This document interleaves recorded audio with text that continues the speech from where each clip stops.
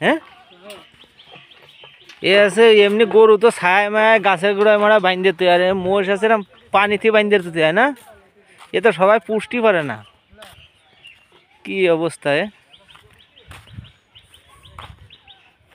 এই যে মোষ পানিতে বাইন্দে রাখা রয়েছে এই যে খুঁটি গাড়িয়ে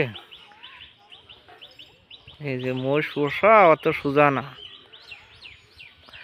সবাই তো জানে যে মোষ আছে পুষা আছে একেবারে মনে হয় সোজা মাঠে ঘাটে নিয়ে গেলে হয়ে যায় এ যে সময় আছে আই